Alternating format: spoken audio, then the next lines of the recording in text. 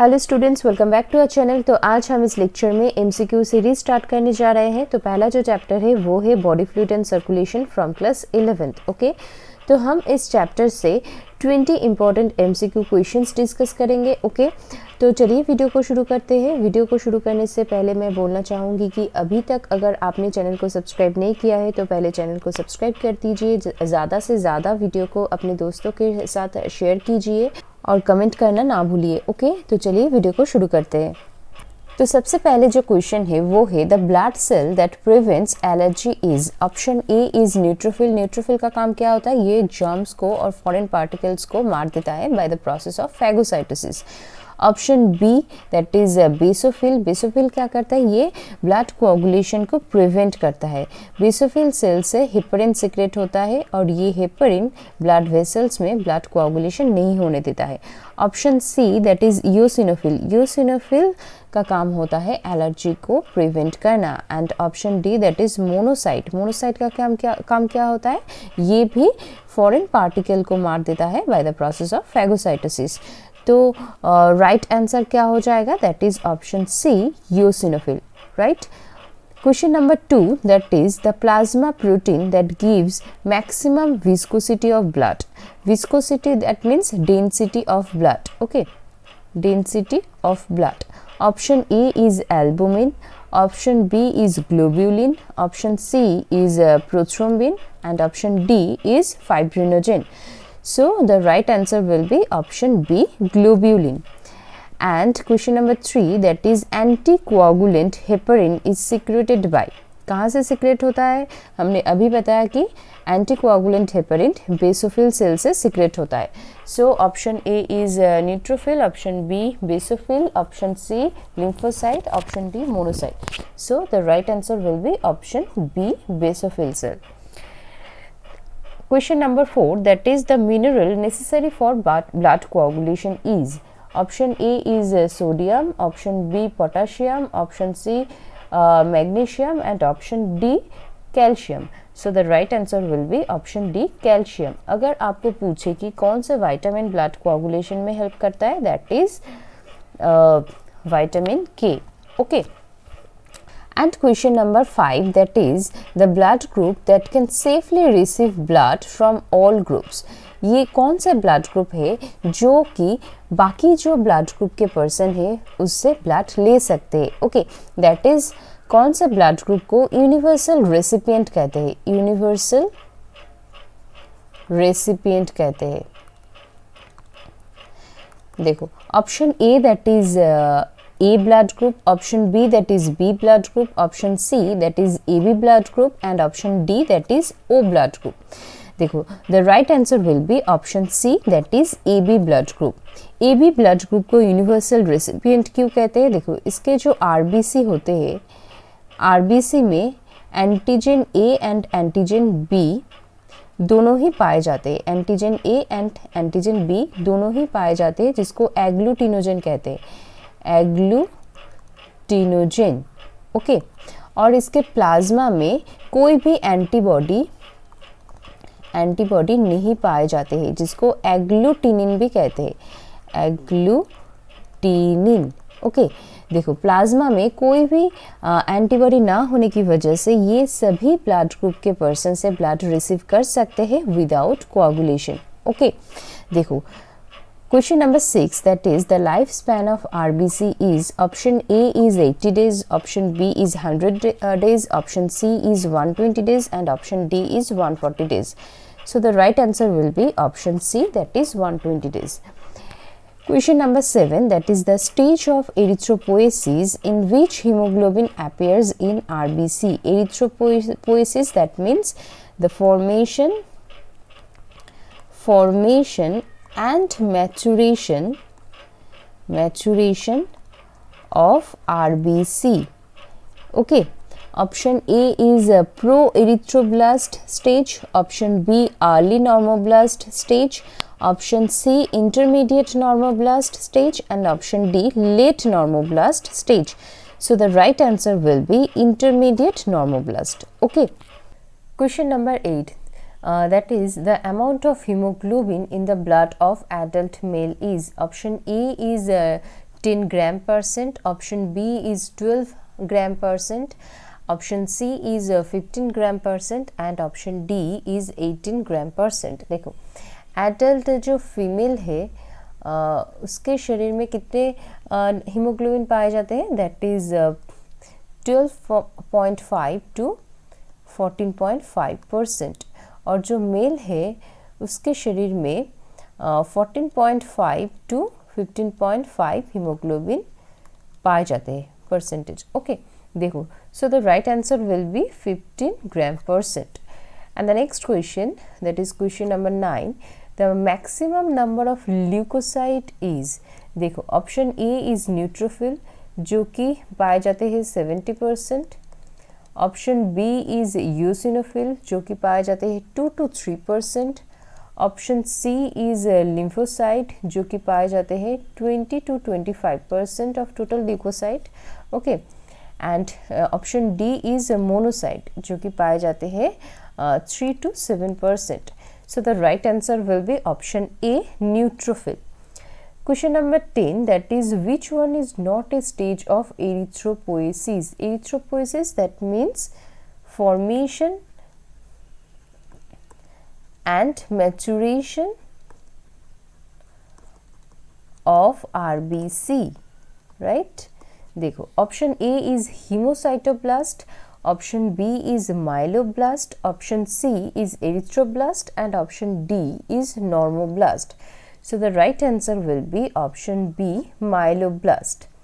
Question number 11, that is the exchange of materials between blood and interstitial fluid occurs only in देखो ये जो blood और intestinal fluid होते हैं इसमें जो एक्सचेंज होते हैं ये किसके द्वारा होते हैं? Option A is capillaries, option B is arterioles, option C is arteries, option D is veins. So the right answer will be option A, capillaries. And question number 12, that is lymphatic ducts empty their contents into. Option A is pulmonary artery, option B is right ventricle directly, option C is large veins entering right atrium, option D is arteries going to legs। देखो lymphatic contents जो होते हैं वो lymphatic vessel से कहाँ पर आते हैं? lymphatic ducts और collecting ducts पर आते हैं, वहाँ से वो टू सबक्लेवियन वेन्स पर पास होते हैं, सबक्लेवियन वेन्स पर पास होते हैं, एंड ये जो वेन्स है ये ज्वाइन होकर क्या बनाता है? That is superior vena cava, superior vena cava जो कि लार्ज वेन होते हैं, लार्ज वेन होते हैं। ठीक है, देखो सुपीरियर वेना कावा जो कि लार्ज वेन होते हैं that drains blood from the upper body into the right atrium of the heart. Okay, so the right answer will be large veins entering right atrium। Question number 13, that is the swelling in any part of the body caused by infiltration of serum into subcutaneous cellular tissue is called। देखो अगर हमारे शरीर के किसी भी part पर अगर swelling हो जाए caused by infiltration of serum into subcutaneous cellular tissue, serum जो है ये अगर इन्फिल्ट्रेट होकर सबक्यूटेनियस सेलुलर टिश्यू पर आ जाए तब जो स्वेलिंग होते हैं उसको क्या कहते हैं? ऑप्शन ए इज इडेमा जो कि फ्लूइड रिटेंशन होते हैं, fluid retention,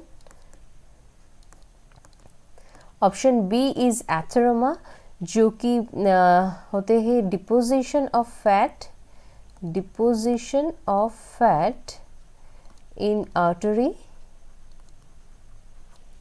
and option C that is abscess. Abscess क्या होते हैं? ये सोलिन एरिया होते हैं within body tissue and containing an accumulation of push.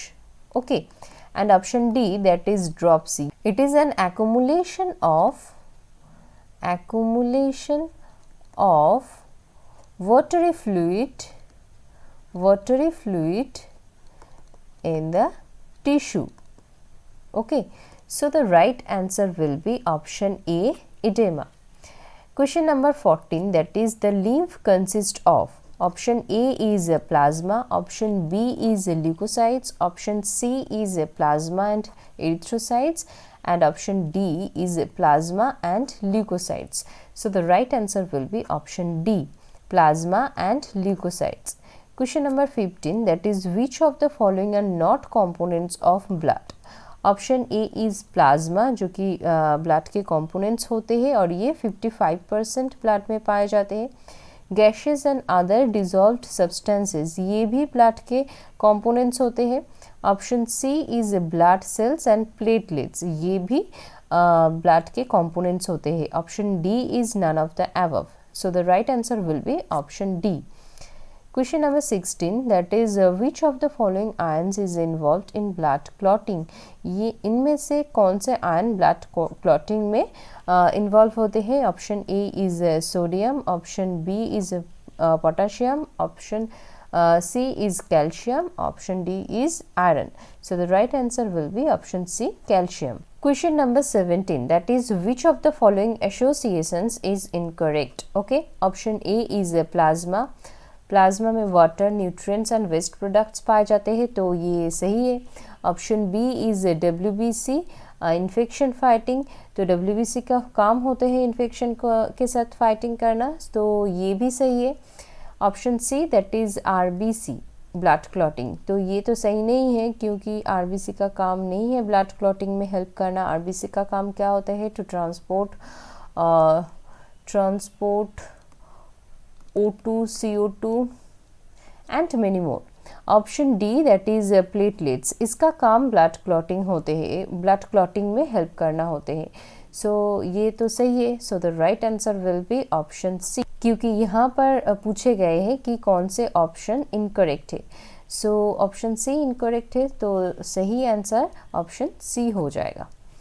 Question number 18, that is which of the following is a pathological condition directly related to inadequate functioning of the lymphatic system? तो अगर lymphatic system ठीक से काम ना करे तो इनमें से कौन से pathological condition develop होगा? Option A that is Suberin, option B that is murmur, option C that is edema, option D that is coronary infarction. So the right answer will be option C, edema. Question number 19, that is what is the name of iron containing protein that gives red blood vessels their color? Option A is hemoglobin, option B is hemocyanin, option C is lymphocytes, option D is pyrite. यहाँ पर क्या बोले गए हैं? कौन से iron containing protein की वजह से ब्लड का कलर रेड होते हैं?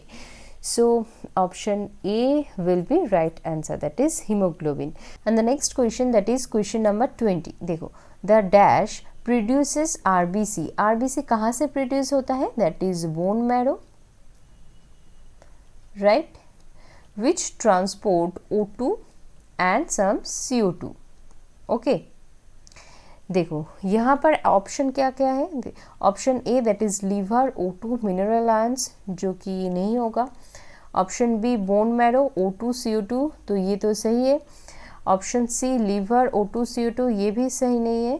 Option D bone marrow, O2 and hormones. देखो ये कुछ हद तक सही है, लेकिन ये अप्रोप्रिएट आंसर नहीं होगा।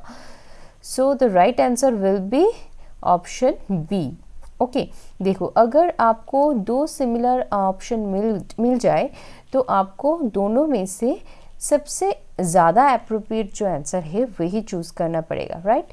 So the right answer will be option B. तो आज के लिए यही तक, तो मिलते हैं नेक्स्ट वीडियो में। Thank you.